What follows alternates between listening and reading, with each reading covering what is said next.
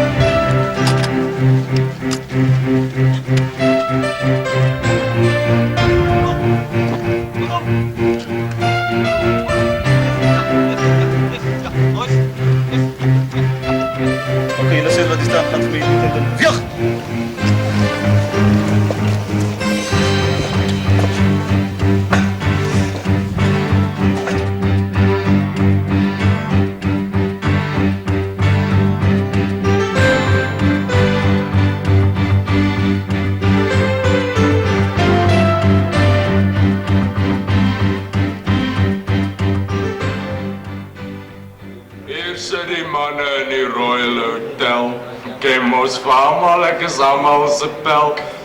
Lyk het ou maat, daar agter die bar. Ag skink vir ons nog 'n biertjie daar. Ag toe lappies man.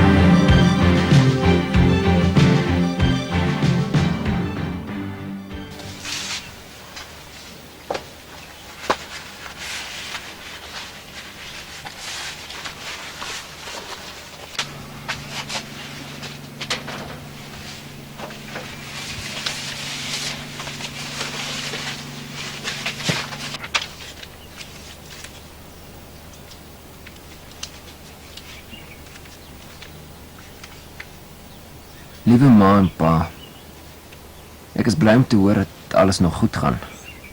So lekker om gereeld van julle te hoor. Nou ja, 6 weke is al verby en ek leef nog.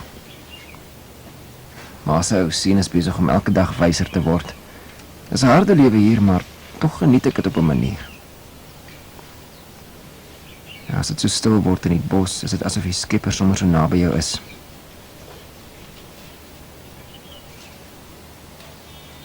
Party ouens sukkel egter om hier aan te pas. Ek dink Michael mis sy meisie baie, en ek glo nie hy hoor iets van haar nie. Hy is besig om hom heeltemal te onttrek van almal. Deesdae praat hy nog net met my en Lawrence. Hy vertrek môre op sy 14 dae pas. Dis alwaarvoor hy nog leef. En Lawrence? Arme Lawrence.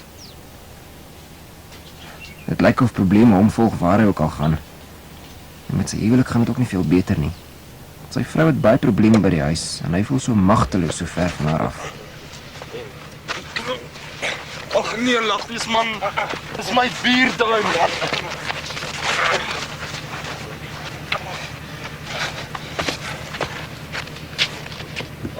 Dis boys. En ek het geweet hoe ek kon help. Al wat ek kan doen is om maar te bid. Wie weet, miskien kom alles nog reg. Julle moet mooi kyk na julleself en skryf sommer gou weer. Liefde groete, Eugene. Kom, alles by my ass!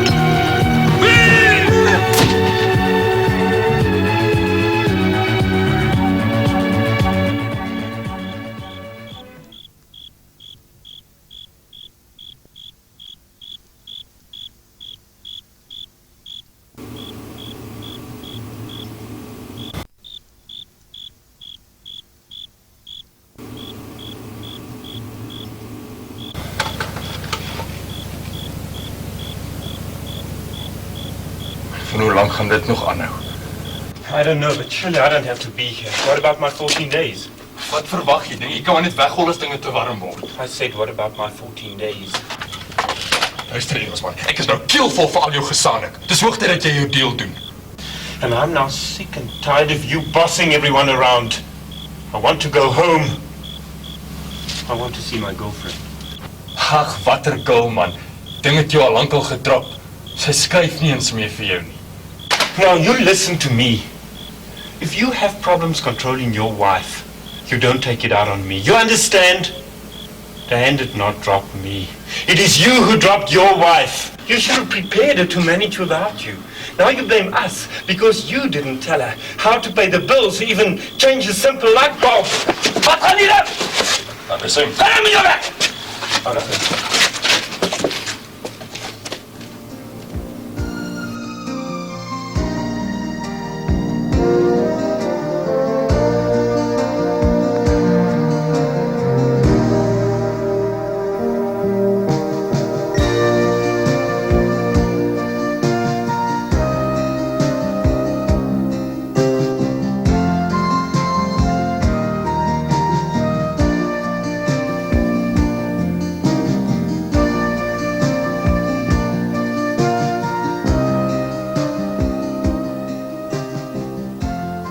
Hoe kon jy ons net so los?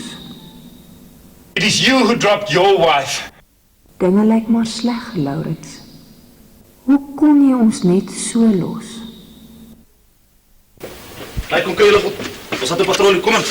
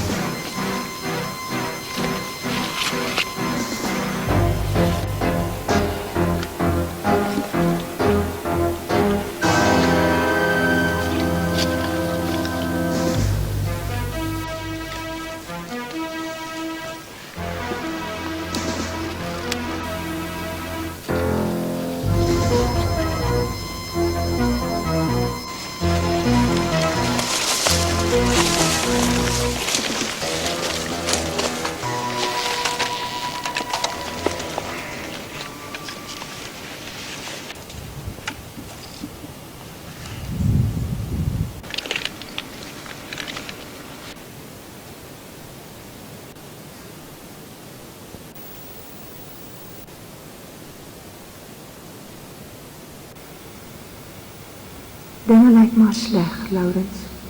En ek kan nie meer so aangaan nie. Hoe kon jy ons net so los? Hoe kon jy ons net so los? Hoe kon jy ons net so los? Hey Lappies, geef ons nog 'n bier daar, ou pel. Ag nee man, ek dink jy het genoeg gehad. Môre klaar jy weer kop seer. Praat jy dan nou, Lappies man? Ek dog ons 2 spelle. Wat sal een ou biertjie nou saak maak? Ja, okay, dis jou laaste een.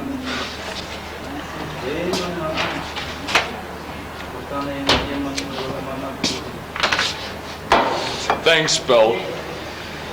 Sigtig please, Laurens. Jy drink heeltemal te veel. Relax man, ek kan die punch vat.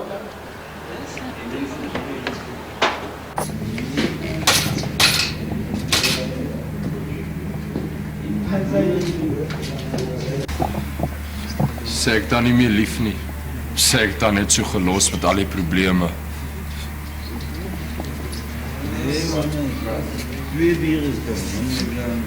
Hoekom gaan praat jy net 'n bietjie met die kapelaan nie? Doen die boot as redelike ou. Ek is seker hy sal verstaan. Ja, sure. Ses man. Binne, Môre doen nie. Laurens. Sit gerus man. Dankie doen nie. Ek verstaan net so, jy vind van 'n probleem, Laurens. Ja, doen nie. Sien dis my vrou, sy sukkel so op haar eie. Dinge by die huis. Ja, doen nie. Onder andere.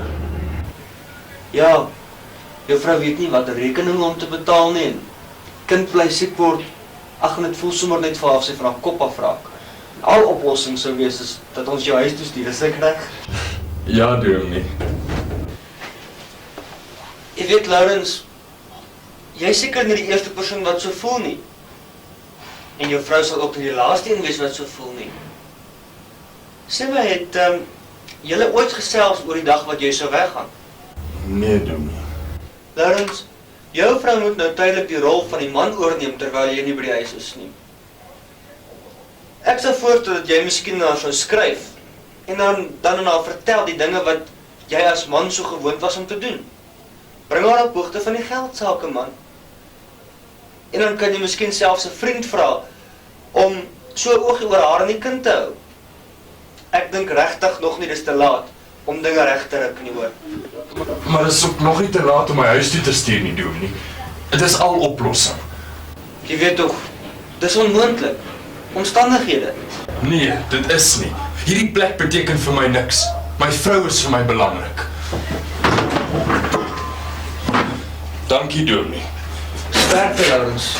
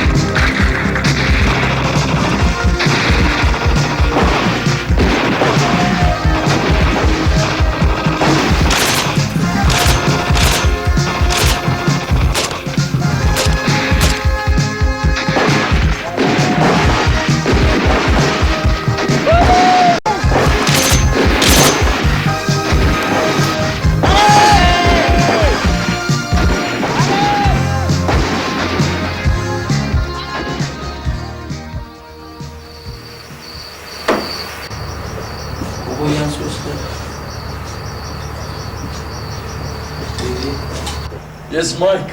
En jy sê jy gaan môre ten einde laaste op jou 14 days. I thought this day will never come. Can you imagine 14 carefree days? I'll think of you guys. Jy moet nie oor ons bekommerd wees nie. Ek is seker daar's ander dinge wat veel interessanter gaan wees. No, seriously, I'll think of you guys. Today actually made me think of a lot of things, and I realized that I've been very selfish. I only thought of my 14 days, but I don't think I've really been motivated. Wel, as nie vir al die briewe van my ouers was, het ek al lank al getrek. Het help om soms 'n bietjie van die huis te hoor. Nou, kerels. Nee. Hoe lyk dit? Julle nou die dag oorleef. Dominee nog spot nie. Maar ek dink die dag het ons almal goed gedoen. Laurens, nou dat ek daaraan dink, het jy al vir jou vrou geskryf? Nee, Dominee, maar dis die eerste ding op my lys. Jy bedoel na die kroeg? Nee. Ek dink nie dit is die antwoord nie. Yes, Lawrence, I've also decided to use my time more positively. Jy weet, 'n mens kan van die tydperk op die grens gebruik maak om nie ledig te wees nie. Party ouens dink mos om bos toe te kom is om van God en hulle probleme af weg te vlug. En wanneer hulle hier kom, dan besef hulle eers die verantwoordelikheid wat hulle eintlik het.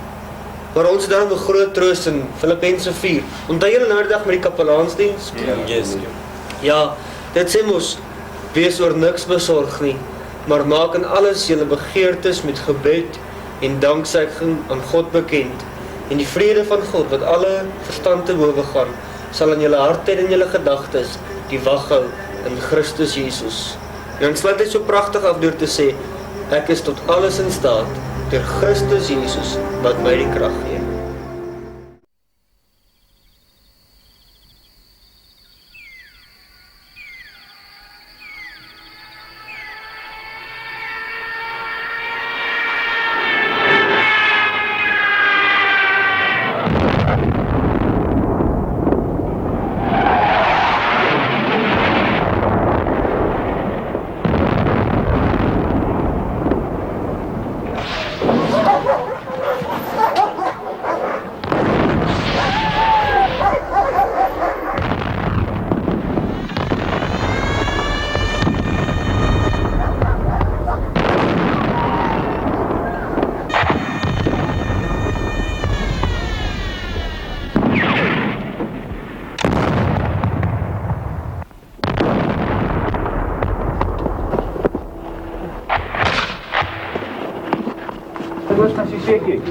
Net die noord van die pad opgestoot. Dink dan is raai mortiere wat daar laas geplot het, so oor van die pad.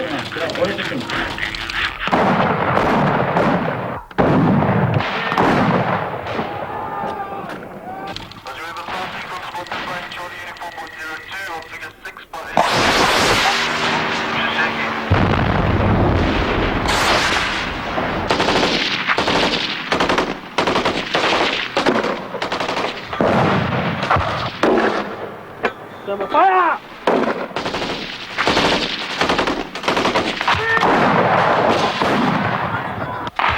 Commander, where we brought the mortars off.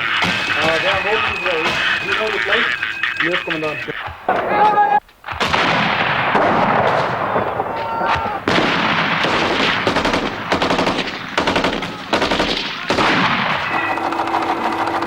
One zero go.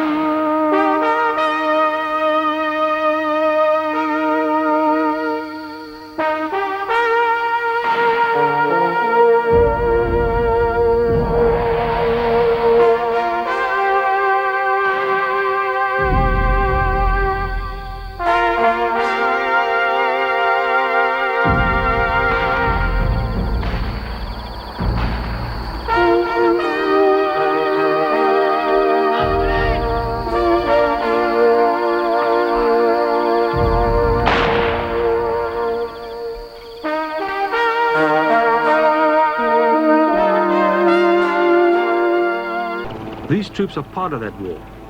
So are these helicopters, for one couldn't fight without the other.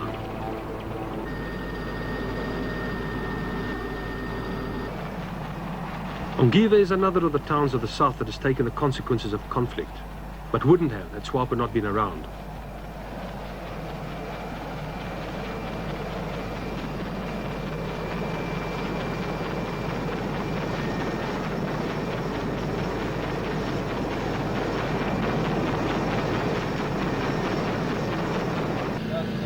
The nature of war has changed as well in this kind of operation.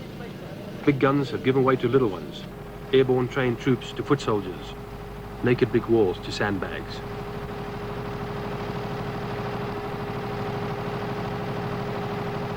You take your own power into a region depleted of just about everything.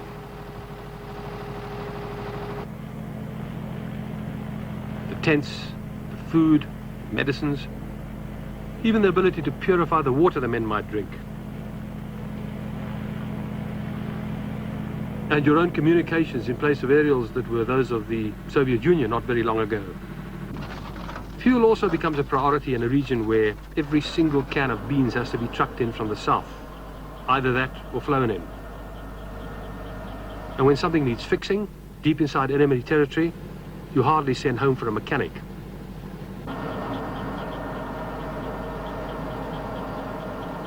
On the occasional sortie by South African forces into South Angola, they need to take bases like these that were formerly held by SWAPO.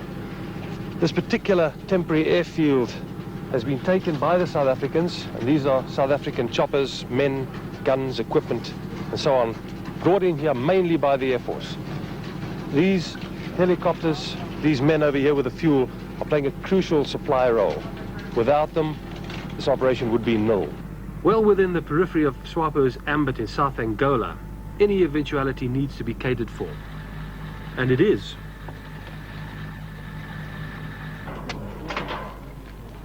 Convoys travel adequately protected, even if it means adapting AK guns for ground cover purposes in the event of ambush.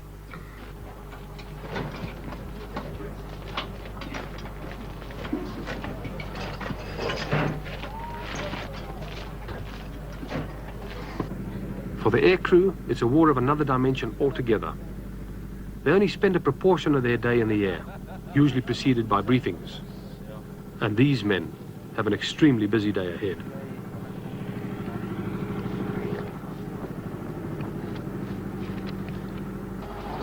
Captain Neil Ellis tells of a busy day of his own recently when over 200 terrorists were killed. Well, from previous intelligence gathered by the normal means, we had heard that there was a camp in the area. And 2 days before the actual main attack, we had found, just normal troops doing patrols had come across a platoon of tours, plus minus, well, there was 21 people. And contact ensued, and of course we engaged them, and we managed to get the whole lot. With the result is You killed them all? No, we captured 1 or 2. How long did this whole battle last, involving ground forces and yourselves? Well, contact started at 8 o'clock in the morning, and it carried on, well, the final, when we pulled out of the area, must have been about 4 o'clock. But it was very difficult terrain because they had sighted their camp in such an area, and we had so few troops.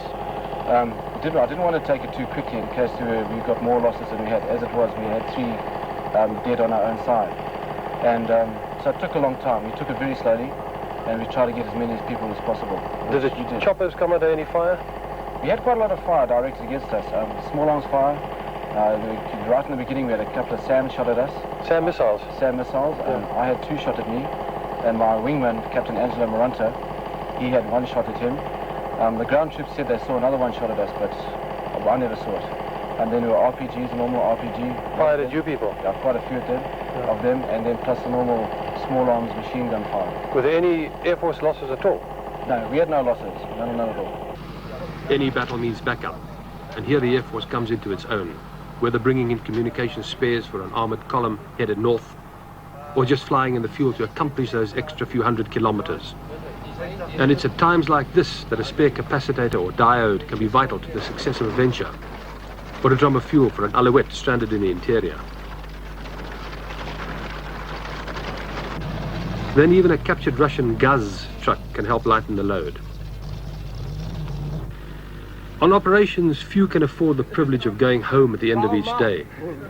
So the op area becomes home, and the men make do. They have no real alternative, even if there is only enough water for one bath a fortnight, and having to share the facility.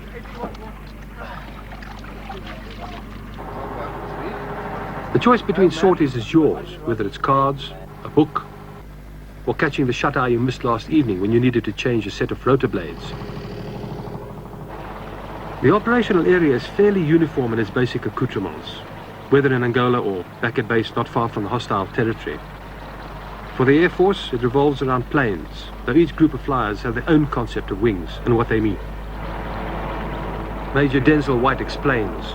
With you flying Pumas, some of the critics have said you might as well be flying a bus backwards and forwards. You're ferrying troops, you're ferrying spares. This morning you were carrying wheels to an armored column. Doesn't this get a bit tedious at times? Not really. In a way, we certainly are. We're battlefield support aircraft and we're flying people back and forth. But at the same time, we're also flying people into contact areas. You know, in many of these interviews, the word fear has run like a thread throughout the emotions, the thoughts of many of the individuals that are flying. Is it not possible that you people could end up needing fear in regular doses? It's a pretty provocative question, but I mean, maybe I'm wrong, maybe I'm not. Yeah, I think fear is perhaps inversely proportional to the knowledge that one has of a task. For instance, if we were flying and I got shot in the leg and I said to you, you take over the helicopter, your only chance of living is you getting us back safely. You would immediately have a sensation of fear because you're out of your depth, you're in a strange environment. While we're sitting in the cockpit and we have everything under control, or seemingly under control, I don't think fear comes into it. It's more competence and training. But obviously there is a measure of excitement that... Have you ever been shot down? I have been shot down on occasions. More than once? More than once. Have you ever been wounded? No. So you are probably more fortunate than some of your colleagues? Most definitely more fortunate than some. What does your wife think of this? I think the wives on the whole have a fairly raw deal because they kept out of the picture, you know, as opposed to the 8 to 5 businessman. He comes home and he discusses what he's done that day at work. For an Air Force pilot to come back home and say, well, we killed 52 today and captured 7. It's not really sundowner type conversation. So I think they're kept in the dark, and being kept in the dark is obviously a worry to them. They're not too sure exactly where you are or what you're doing all the time. When you get back from an operation like this, does it preclude you from mixing socially? Maybe a silly question, but does it preclude you from mixing socially with anybody but Air Force personnel? Can you slot yourself into society as it is in Johannesburg or Durban or Cape Town? Oh yes, I think so. I like to feel that I'm socially acceptable to my next door neighbours and we all get on very well and so on.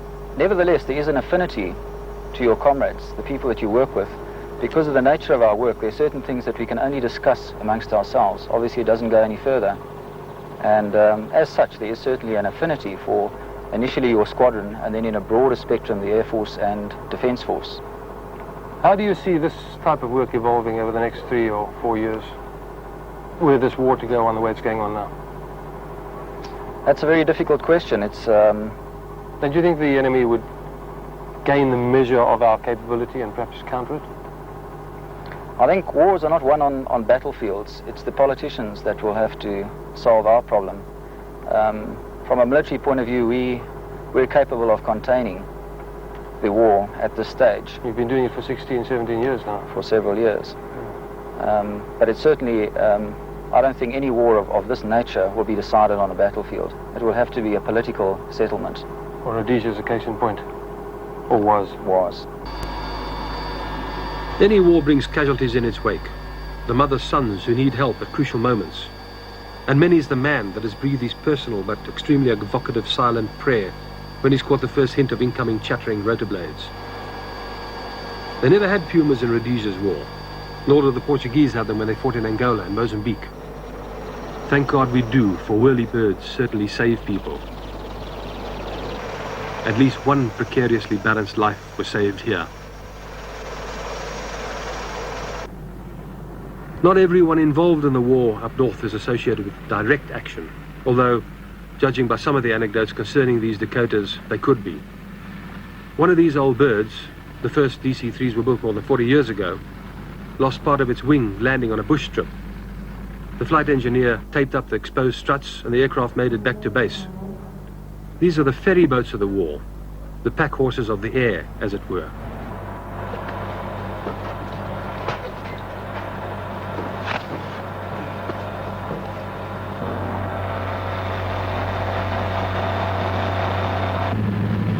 But even Dakotas must take certain precautions, especially in a region where the enemy sports the latest version of Soviet anti-aircraft missiles. All flying is done at treetop level, just one more survival condition in the harassment of confrontation. These men go in and out of some of the remotest airstrips on the African continent, and the soldiers on the ground bless them that they do, for they bring the next most precious thing from home, mail.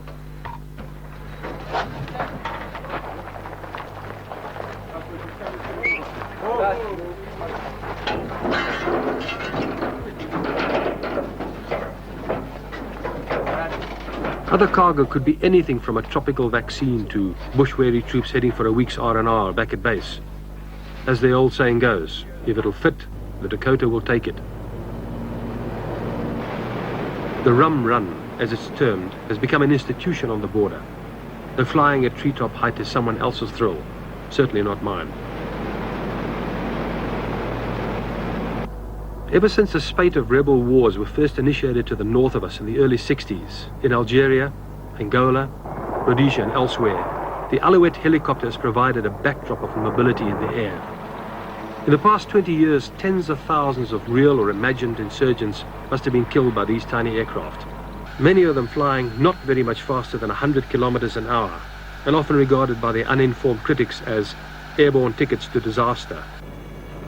In the modern period, no other helicopter in the West has had such an illustrious career, with a single exception perhaps of the American Huey Cobra, which first made its mark in Vietnam. The Alouette 3 is a remarkable bird of different plumage when compared to any of the others. Its battle score is without par, anywhere.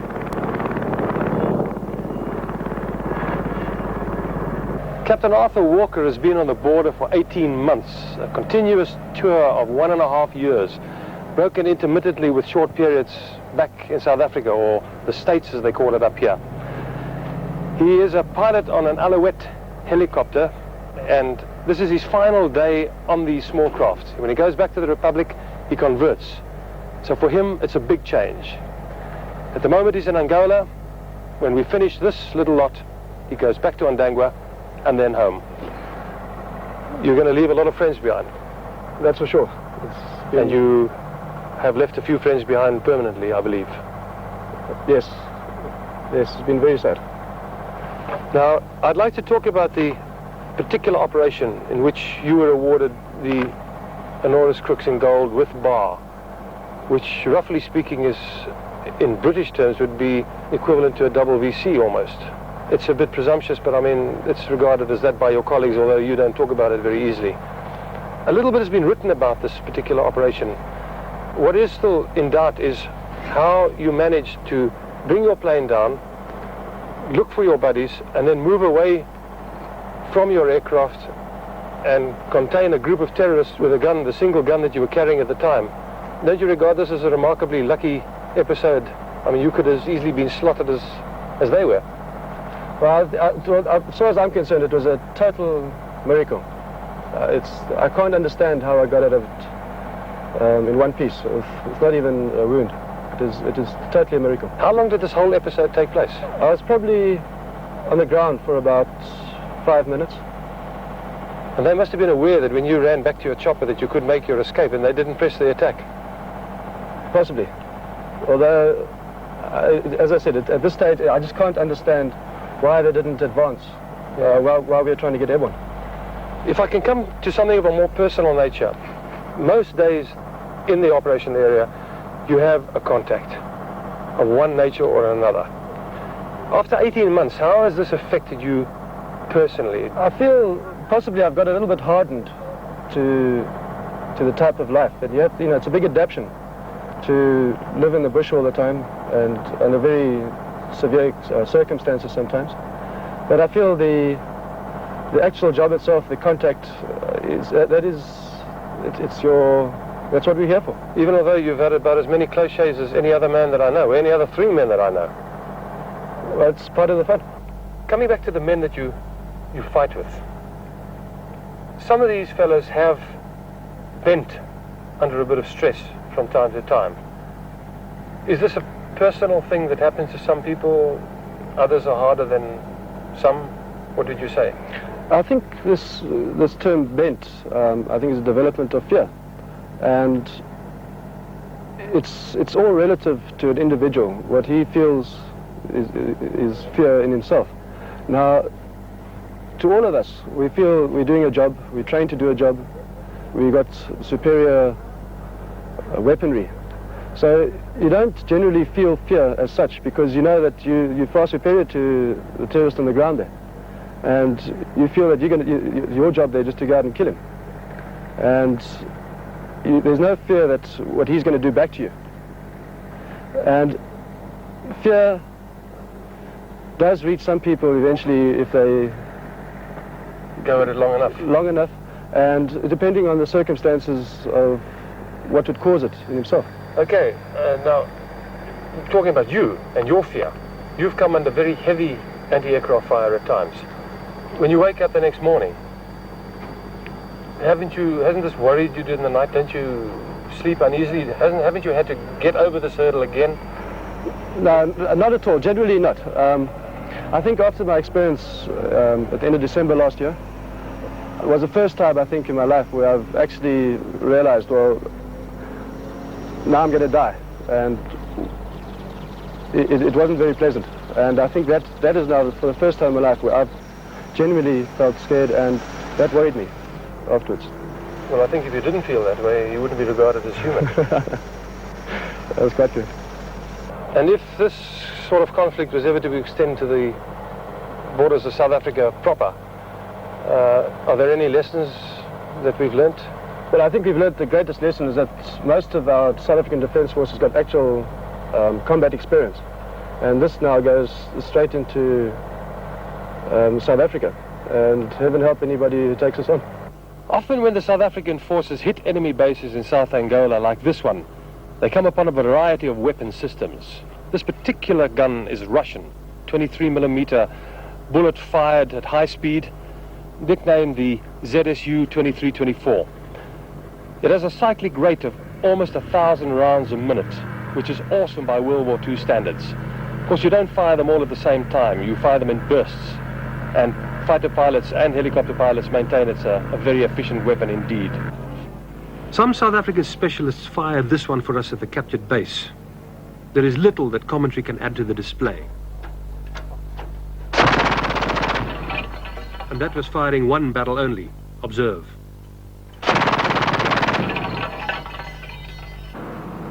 Keeping this massive contribution in air power operational in a remote region close to the Angolan border must be one of the most underrated achievements of the war. While flying aircraft, be they choppers or jets, is a fairly obvious operation, it's keeping them airborne that taxes the ability of the boffins back at base. The task is a monumental one, and I've watched them sometimes go on around the clock, especially when a big strike has been launched. There are few kudos. There are also few mistakes, especially not when there are lives of buddies at stake. Don't ever underestimate the role of the small planes in this war. In many battles, their contribution has been pivotal to the eventual outcome, illustrated by the enormous crooks won by a Bosoorlog pilot recently. Though only lightly armed, these single-engine jobs sometimes find themselves in the gravest danger. On this occasion, we were out looking for two nurses who were traveling up by road, unescorted from the Ovambo border post at Oshivelo.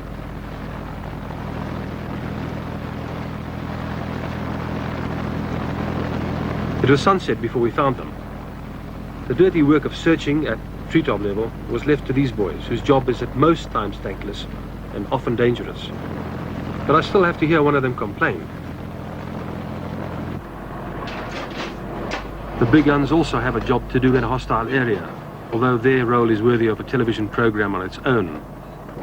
I've been thankful often enough for the uncomfortable bucket seat of a C-160 that has taken me out of remote postings. A really dedicated bunch of professionals.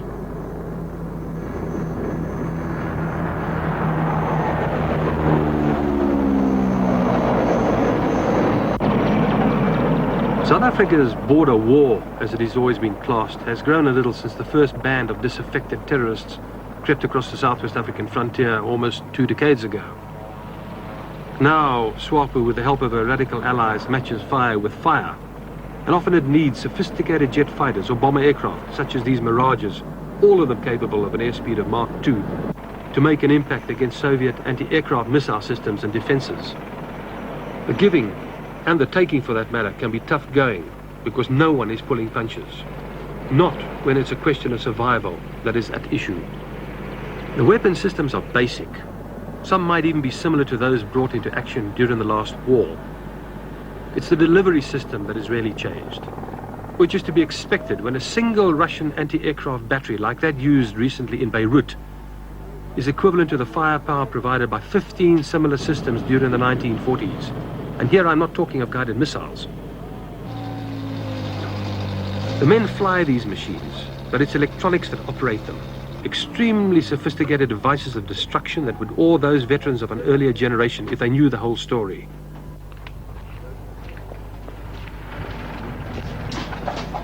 '45 and '47, who's the aircraft? I didn't, they come here, it's France. Sorties are almost routine. Almost, except that when these youngsters go in after SWAPO concentrations, it's for real. There are no half measures, either in the preparation for flight or in the execution of a task. For this is a real war, sporadic at times, granted, even intense on occasion in firepower and men, but never lackadaisical, especially where there is a jet fighter capable of flying at twice the speed of sound, with a payload of several tons of high explosives at risk.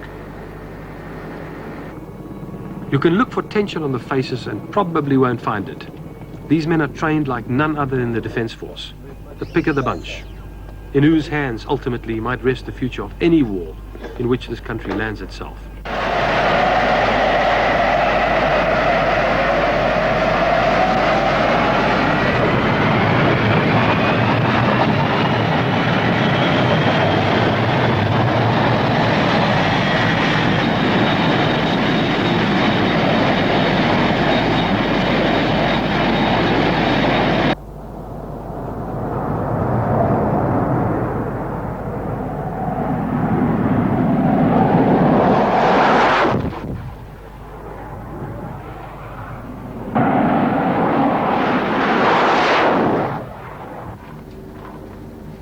One of the men flying these machines seen here checking out an Impala jet is Captain Budgie Burgers. He has the highest number of operational jet sorties under his belt, just 8 short of 300. Today he flies Mirages. I asked him how often he came under fire. Approximately 70% of the sorties that I have flown have been sorties, or we could say hot sorties, yes. And what sort of action would you encounter? Most of the time it would be a small arms fire from attacking vehicles or attacking small groups of terrorists if you do happen to see them in the bush, which is not all the time very easy. Obviously you're flying at 350 to 400 knots, and at that speed, in this thick African jungle that we encounter in the operational area, it's very difficult to see them, but sometimes you are lucky, and they of course don't hesitate but to shoot at you. So the incoming fire that you take is relatively light then? Relatively light on that sort of a reconnaissance mission. But on missions that I have flown before, I have encountered exceptionally heavy ACAC. Can you illustrate this for me? Certainly, ACAC in the form of 23mm, 35mm, 57mm ACAC. How does this compare with World War II, for argument's sake? A raid on Dresden or one of the... Well, I would imagine, obviously I never flew those days, but I will imagine that it must be reasonably heavy because some of the towns that we have attacked in recent months. That's where the SWAPO concentrations? That's where the SWAPO concentrations have had up to 60 ACAC sites. Now an ACAC site may contain up to 3 cannons per site. So multiple barrel cannons? Multiple barrel cannons, yes. And the rate of fire is quite tremendous. One can especially see it during night operations. As you may know, what do you see? We've done a lot of night operations, yes. And it's, if you can imagine this area where there are no cities really, no big lights, it's pitch dark, especially when there's no moon. Yeah. And places like this open up fire. It is like the city of Johannesburg, lit up at night. That's basically what it's all about.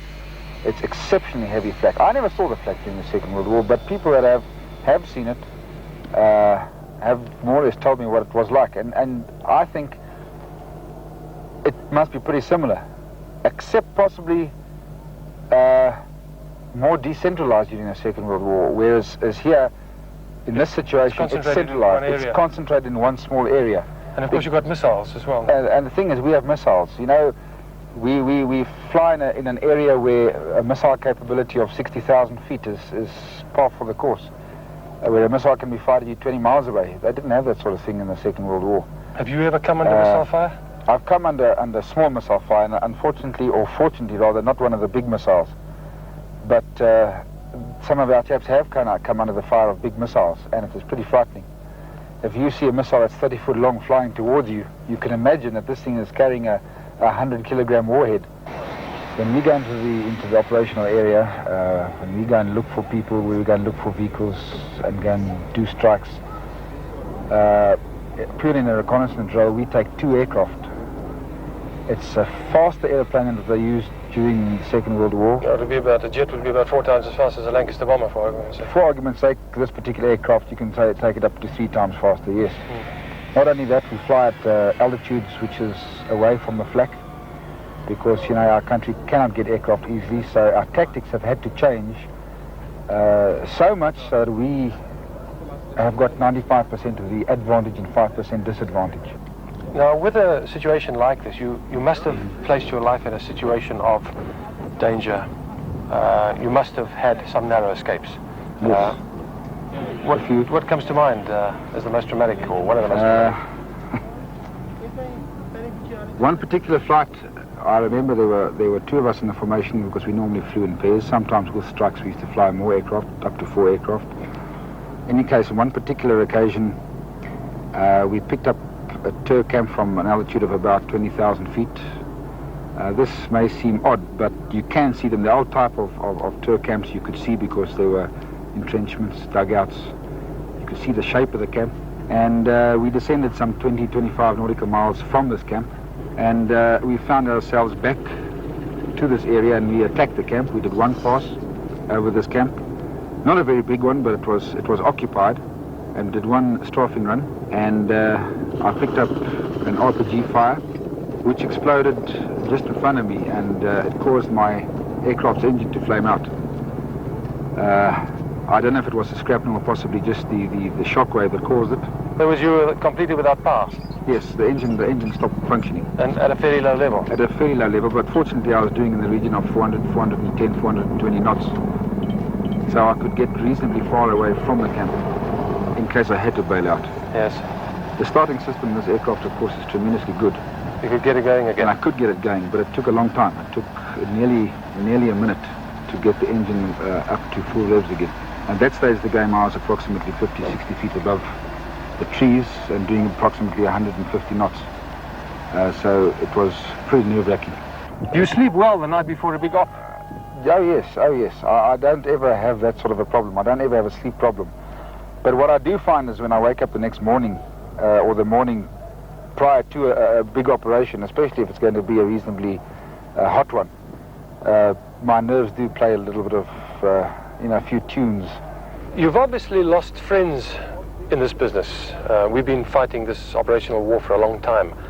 How many do you reckon how many jet pilots have been lost in action in the operational area? What do you estimate? There must be about half a dozen of us. Impala pilots, that is. We have lost 1 other guy, or 1 other aircraft's crew, and that was a Canberra crew that went down some years ago. You must be able to remember that. Yes, indeed. Other than that, one of the people that we have lost was a very good friend of mine, one of the pioneers of this Impala Bush War, as one, if I may say that. That was Gene Kotzer? That was Gene Kotzer, yes. He died a very short time ago. Yes, he died about a month ago, and it was a terrible shock to my system. It was a terrible shock to my outlook on the warfare, on the war rather. It affected me quite a lot. Did it affect your flying? Wouldn't put it that way, no. I don't think it would affect my flying as such, but it certainly affected me morally. It's not nice when a person loses a very dear friend.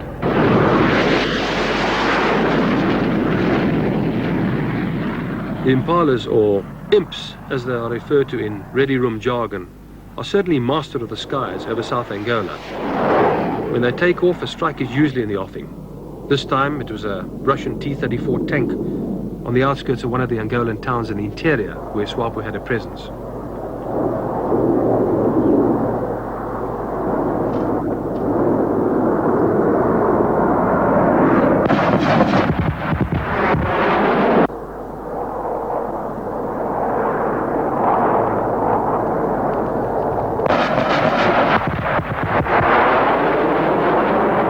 You went in conditions of almost total darkness and you knocked out an enemy truck.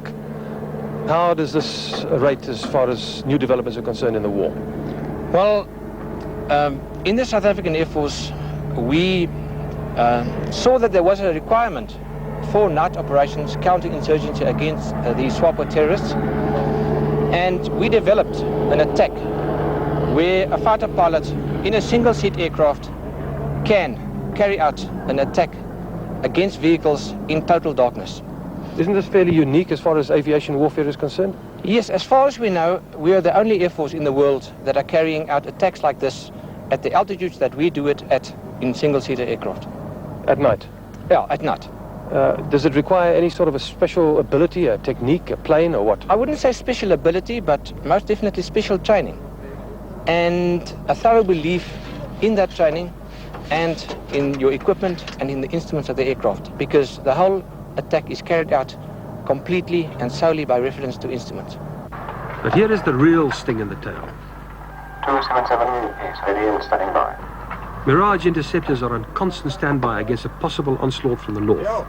Angola has sophisticated Russian MiG-21s. And last November, a MiG-21 flown by a Cuban pilot was shot down by one of these men.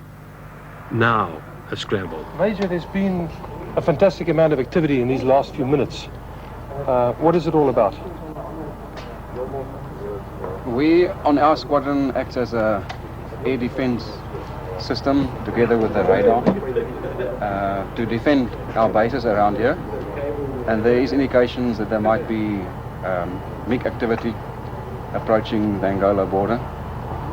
So we've just been brought up to immediate standby to act against any MiG threat that might come this way. So if there were, for example, MiG-21s on their way here and you were to chase us clear, how long would it take before you were in the air? We can be in the air in about 45 seconds and crossing the border in about 3.5 minutes. And how long would it take before you are ready physically for action against an enemy aircraft of similar capability? The moment we're airborne, we're ready to fight. It was your squadron, I believe, that shot down a Russian MiG-21 flown by a Cuban pilot late last year. Were the circumstances fairly similar? Yes, it was very similar as what's happening now. And when the incident happened, did you people come out of the attack or the fight, the dogfight, with any damage at all? No, we didn't even get a scratch on any of our aircraft in the engagement. Was this the way it was planned, or was this just good luck? No, this is the way it's planned, and this is the way we train, and we hope it'll go like that in the future again. And it could be this afternoon? Let's hope so.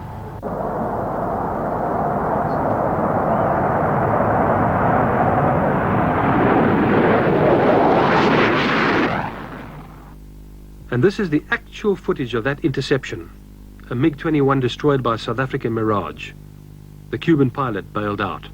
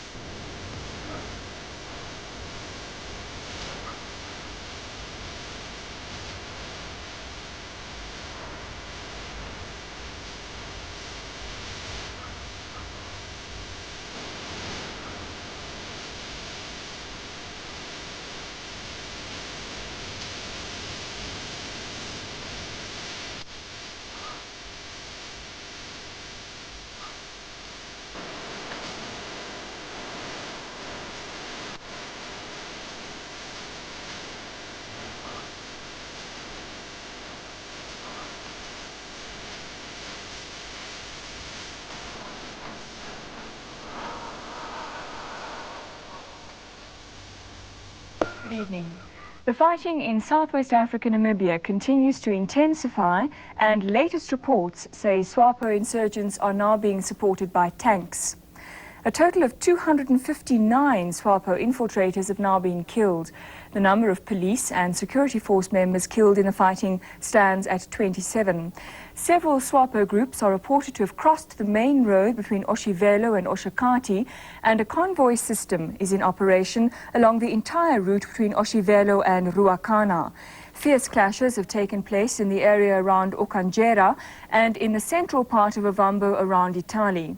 A major contact continued today in the vicinity of Inhana, where Impala aircraft were called in yesterday to support the police and security forces.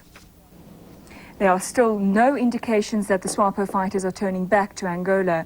Estimates of SWAPO strength were given at a media briefing today. They started at about 1,200 on Monday, and then the other infiltrations, as we've shown to you, and at the moment we estimate at 1,500. But you know SWAPO's organization, you will also know that they've got conventional forces. They've got 4 battalions that operated in the southern parts of Angola.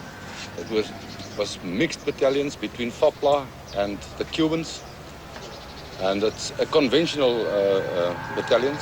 And then of course the SWAPO first mechanized brigade, as they call it, are still in Angola. Quantities of captured weapons and equipment were shown to newsmen at Oshakati today. At least 8 SWAPO members have been apprehended so far. Meanwhile, Foreign Affairs Minister Pukboter and Defence Minister Magnus Malan arrived in Windhoek earlier today for an emergency meeting of the Joint Commission. We have just landed. We're going to start talking now. And I cannot say beforehand what will be achieved. So, that's it. But does your ultimatum to the UN still stand, Mr. Botha? I've never issued an ultimatum to anyone. Op donderdagnacht 14 Junie 1990 is die Miller gesin wat met Leseilig langs die Mosambiekse kus gestrand het, met landgenote aan boord van die SAS Tafelberg herenig. Die taakmag, bestaande uit die Tafelberg en aanvalsvaartuie Kobe Koetsee en die P1569 het op 6 Junie vanaf Durban saamgevaar. Die taakgroep wat die Miller se vrylating sou bewerkstellig het uit elemente van al 4 weermagsdele bestaan, asook verteenwoordigers van die Departement van Buitelandse Sake. Die taakgroep bevelvoerder was kaptein Massey Hicks.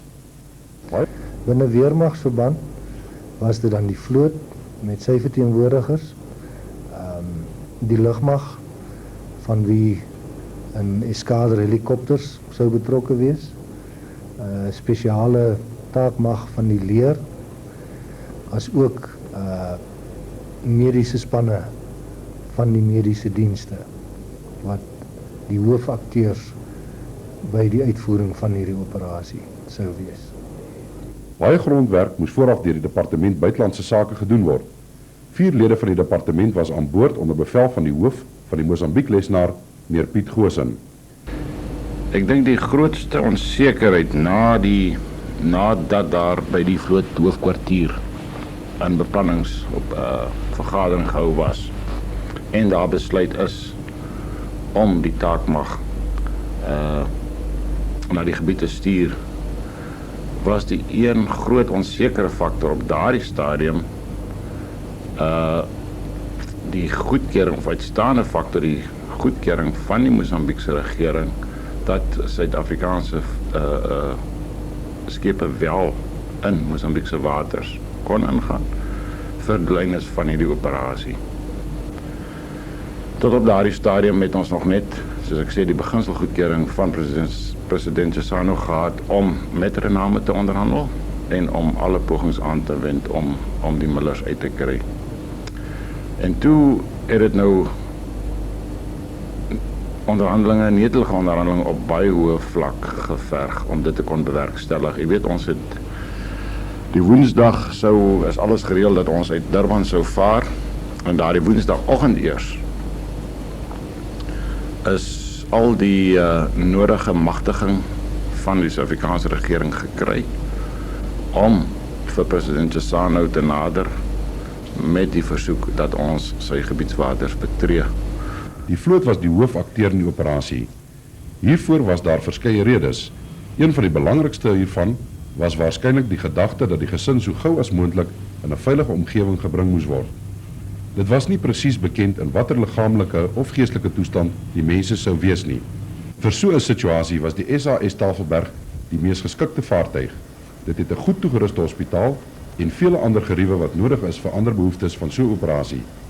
Die skip is ook toegerus met 2 Puma helikopters en 'n verskeidenheid skeepsbote. Die helikopters en die bote was nodig omdat daar aanvanklik onduidelikheid was oor presies hoe en waar die mense opgepik sou word. Nog 'n hoedanigheid van die Tafelberg wat belangrik was vir die operasie is sy lang houtyd ter see.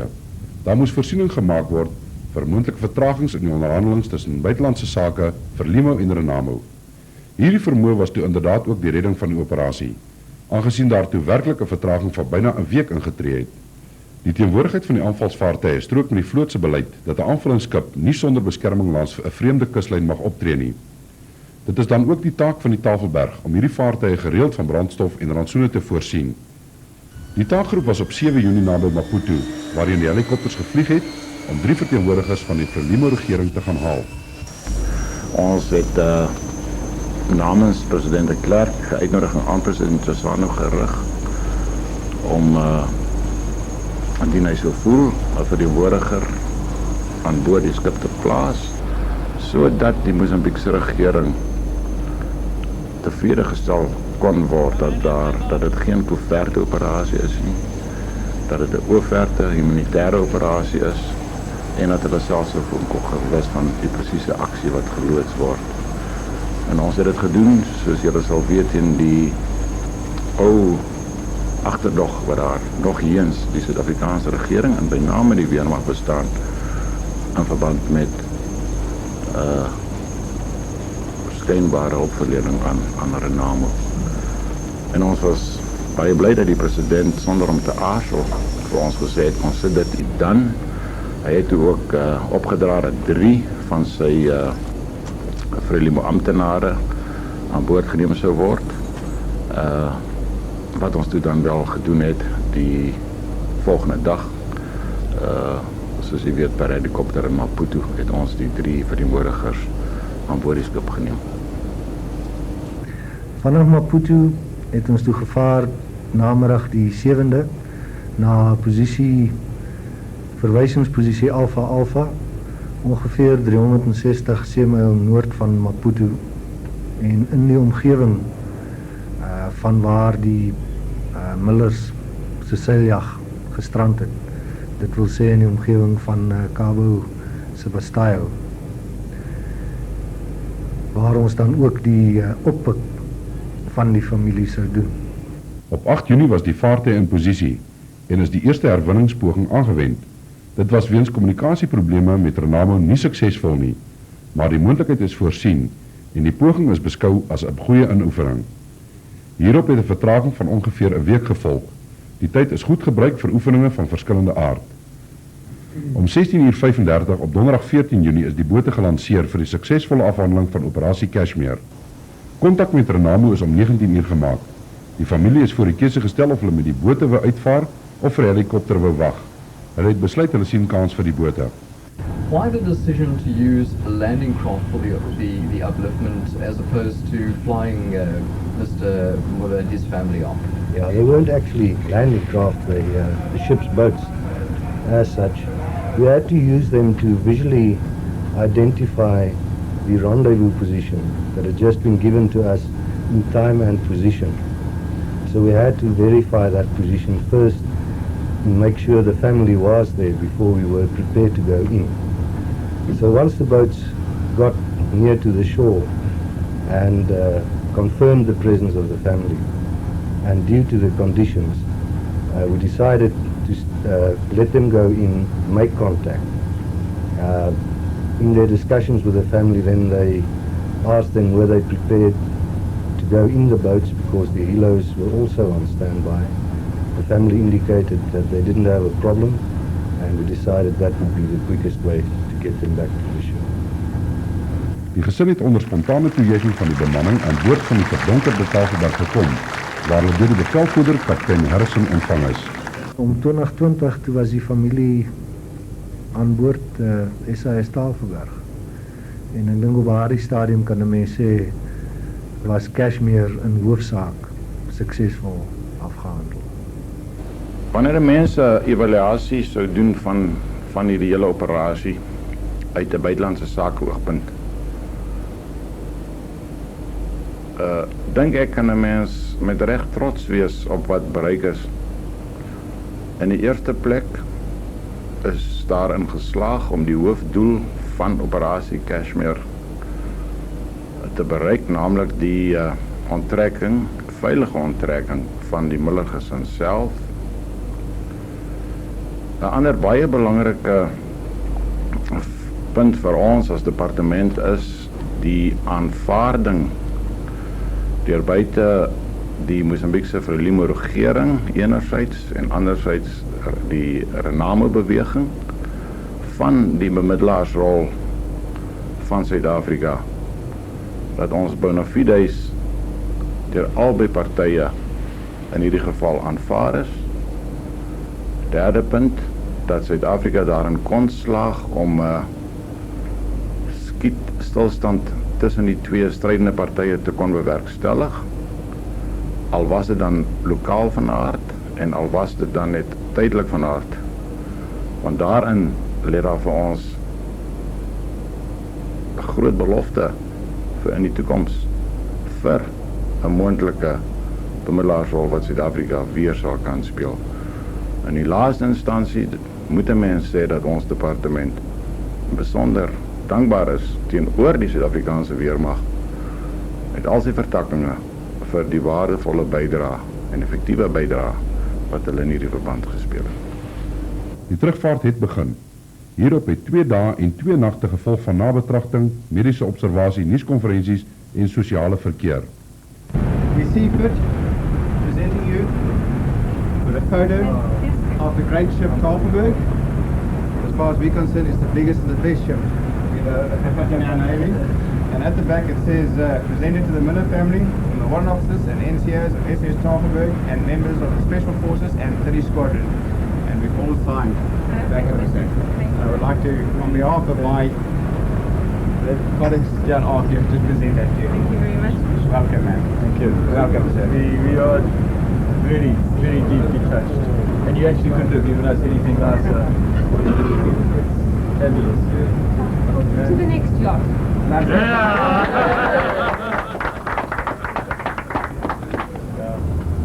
It had been sprung on us somewhat unexpectedly. Just to say again, we had this tremendous communication problem with the Renamo people. So we never really were quite sure what was going to happen. We knew we were going to be released, but we had no idea how. We had no idea precisely when.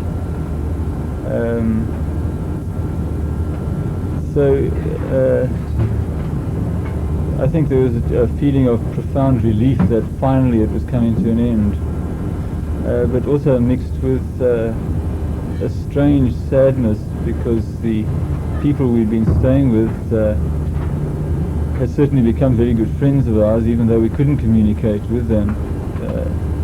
They really took us to their hearts, in particular our children.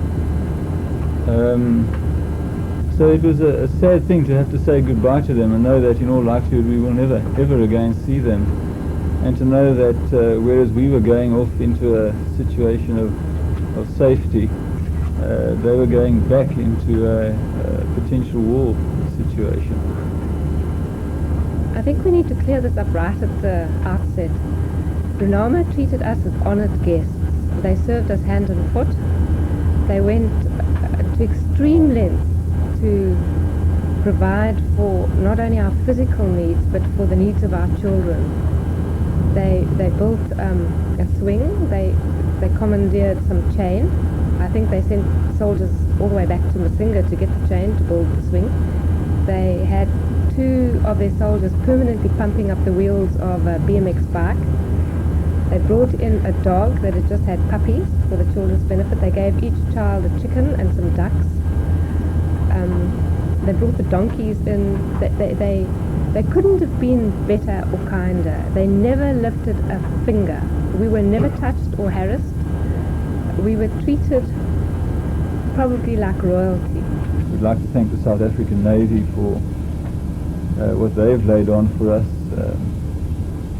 I believe this is called the biggest and the best, and we have the latest and the greatest patrolling somewhere alongside. And they really are a super bunch of guys. I think we as a family would like to thank the Department of Foreign Affairs, the Minister of Foreign Affairs and the Department and his staff for all that they have done to secure our release. Also would like to thank the International Red Cross who managed to get a message through to us and a message out from us. And finally, I would like to say thanks to all the people who prayed for us. We were very deeply aware of their prayers, and I think to a large extent our safety and the goodwill that we experienced at the hands of Renamo is a result of those prayers. Sondag 17 Junie en die kuslyn van Oos-London was in sig. Die aankoms en ontvangs in Oos-London was, om die minste te sê, oorweldigend. Die Millers was vroeg reeds op dek om hulle tuisdorp te sien naderkom. Die eerste verwelkoming was bote wat begin nadervaar het. Die haweloodse boot was eerste en die loods het aan boord gekom.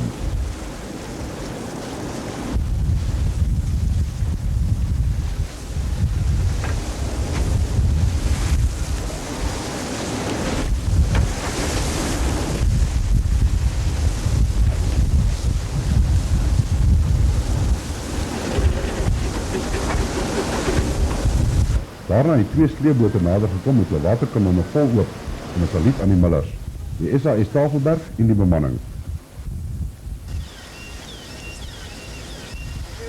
Daar duisende mense het die kaaie vol gestaan om die Millers terug te verwelkom.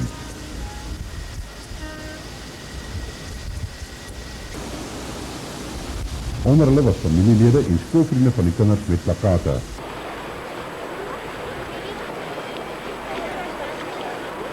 Nadat die Tafelberg vastgemeer het, is die hoof van die vloot, Admiraal Pitter, en die hoof van vloot stafoperaties, Admiraal Viljoen, aan boord verwelkom. Hulle is gevolg deur die burgemeester van Oos-London en familielede.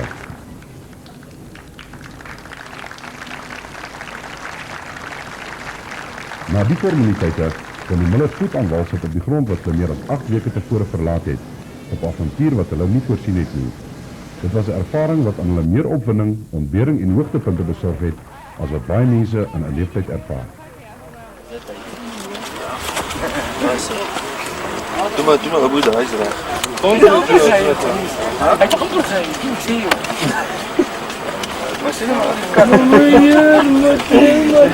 Hey, julle kan dit doen, jy moet 'n bietjie aanskyf hoor. Kan jy sien? Nou moet jy afdek. Ek kan sien. Hey, dit is nie maar.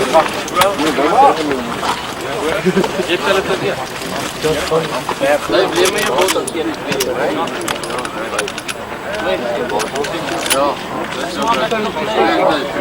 Ja, dit is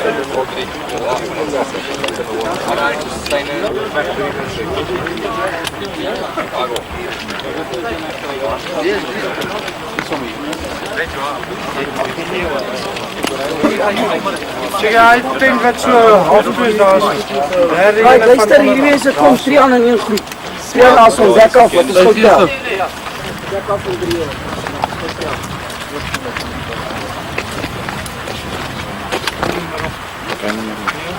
Wie bly daar is?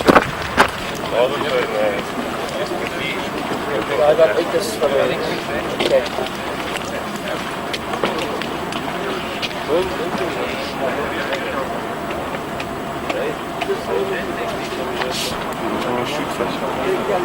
Nee, hier is die vast. Die akkom is van hy hakke.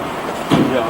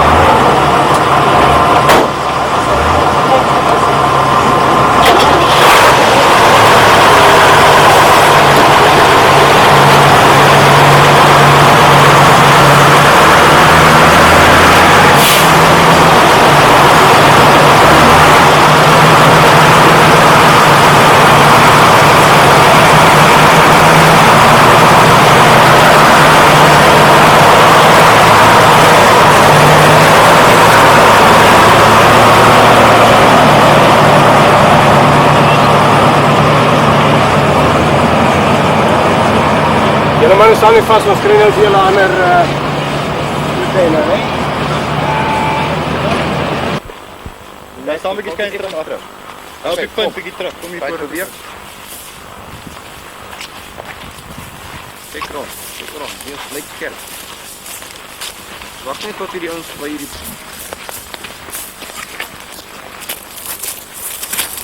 Trek hier nou! Vorentoe! Lekker vlak vorentoe! 2!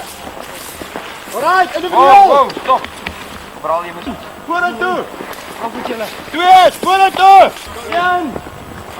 Kom weg, groep. 2! Lekker flank, kom vorentoe! Maar dis hoekom jy ons dit is self. Kijk op! Kom op, zijn op!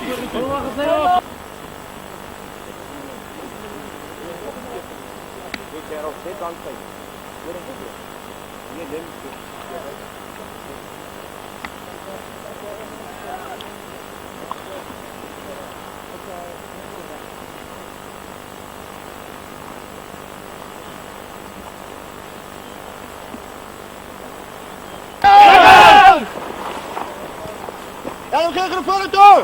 Lekker flank vorentoe! Lekker flank vorentoe! Lekker flank vorentoe! En individueel! Ongelijk naar elkaar! Lekker groep vorentoe! Kom maar daar! Help geen groep vorentoe! Oké, help geen vorentoe! Kom met de flank! Kom dan! Oké, help geen groep! En maak groep op! Lekker flank vorentoe! Kom! Help geen groep vorentoe! Op! Volle magazijn op! Op! Staan op, beweeg vorentoe! Staan op, beweeg vorentoe! Blijf alleen! Lijn! Lijn nou! Ik ga achtertoe! Lange plank achtertoe! Lange plank achtertoe! Rechterplank, sluit op! Rechterplank, sluit op! Rechterplank! Ik rapporteer terug aan mij. Oké. Mijn groep is bezet hier de baas en stapsgang vlees.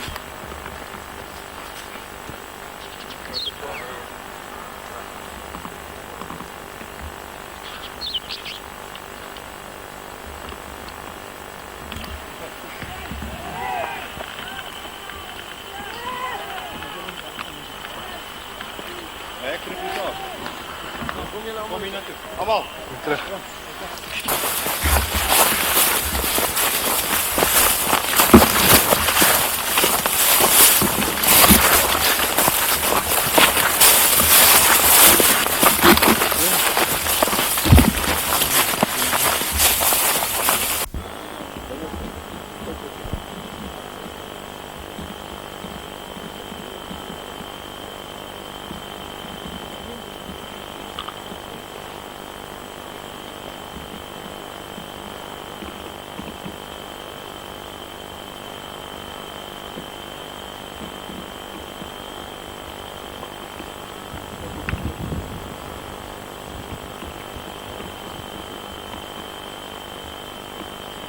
Trek hier nou! Kom maar weg, linie! Kom maar uit, gespreide linie! Kom maar, Boan! Kom ik hier verder niet van wie? Kijk nou, gaan! Ongelijke nummers!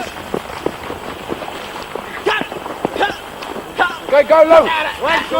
Flank, beweeg een keer op! Oké, back, go! Yes, jij lakt dan niet! Kijk, go! Weer maar! Go low! Rechterflank, beweeg een beetje op!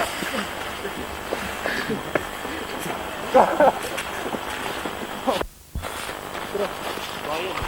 Net een beetje terug, met een rondom gebeurt het niet zo. Oké, kom hier aan. Oké, wow. Right, vertel. Terug jou eens in de kant. Terug jou eens in de kant.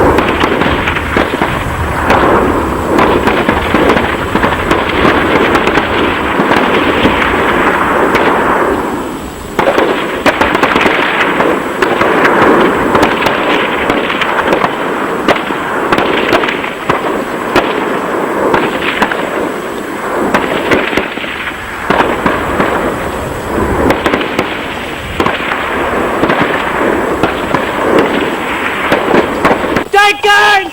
Groot drukboom 12 individuele vieren bewegen. Ongelijke nummers. Gaan! Geloof! Go! Ja, kom! Geloof! Kom, fly! Gaan! Wat nou? Go! Kom! Kom! Kom! Kom maar! Laat je gaan! Kom eens op! Kom! Kom maar away! Kom bij! Kom! We gaan gewoon! Direct op plek! Kom! Ga op! Go! Stop it! Oké, maar meneer het vet iets wat mag. Kijk. En dan, wat hij nou wil afnemen, hij van die kant af afnemen. Die slag je wel niet weg. En dan is je de kant af. Kijk. So hier is een paar blokjes, dan kan hem zo kies laten afdoen. Dat komt in de middag weer een blokje. Oké. Als je dekking geslaan, dan kan je een of twee een rol en dan heb je een streepjes gesloten. Oké. Sommige van jullie gaan bij jou blokjes denken, en dan moet je maar blokjes gesloten. Heel niet leuk. Je kan dit doen. Oké. Ja, is maar moet zien bij wat het bloempje is. Die zo voor op. Zo. Net. Oké. Ek rol.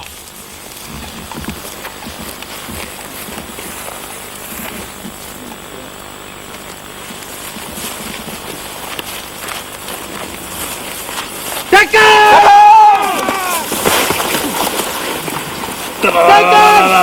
Groot drukboom! 12 punten zijn! Ongelijke nummers! Gaan!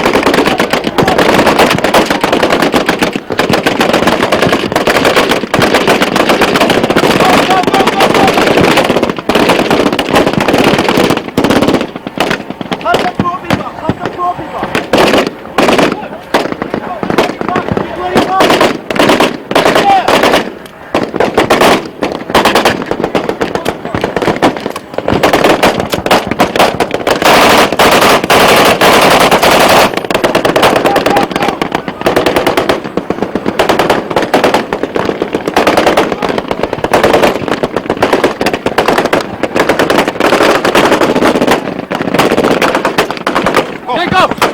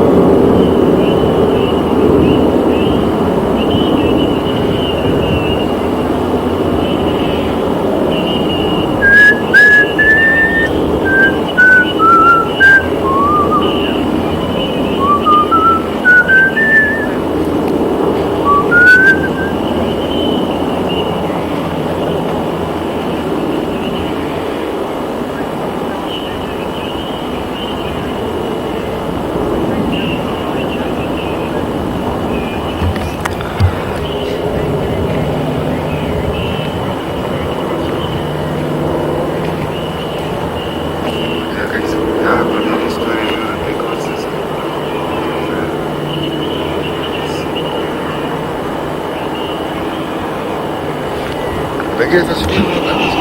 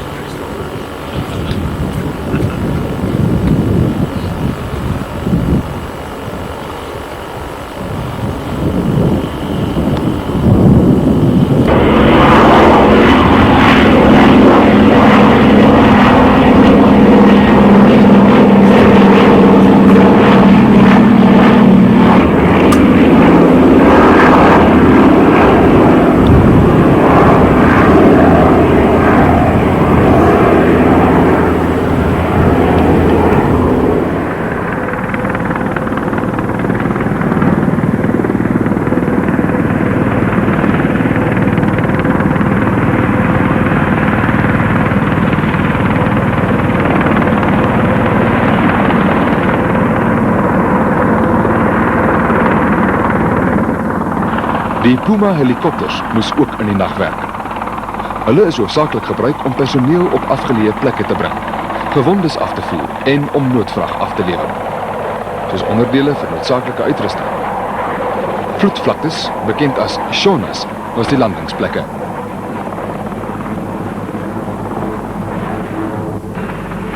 Stofvlaktes is 'n raker beskrywing.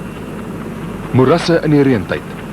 Waar Shonas nie beskikbaar was nie, moes ooptes in die bos gebreek word.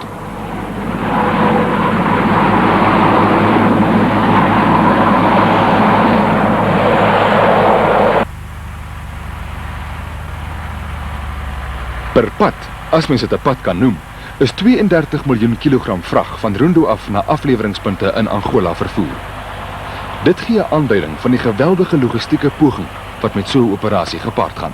Die primêre doel van die echelon in enige veggroep of enige organisasie gaan basies daaroor om jou vegtende magte, met ander woorde jou V-echelon wat bestaan uit jou gevegsvoertuie, die uitrusting, die ammunisie, die mense betrokke, om hulle te voorsien met die behoeftes wat hulle van vooraf kry, soos byvoorbeeld dieselaanvulling, wateraanvulling, rantsoenaanvulling, algemene kommoditeite soos 'n bootse omruil, klere omruil, ensovoorts. Met ander woorde, die primêre doel gaan net basies daaroor dat ons voorsien die vegtende troepe voor in die lyn met die kommoditeite wat hulle benodig. Gunston, superbikes at Bold Door. You scratch hard round the bend, turn it on to 270 k's and you're out front, untouchable. Your close to the things men rate great, like Gunston Toasted.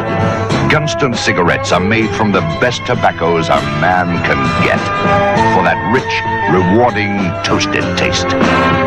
Get closer to flavor with Gunston Toasted.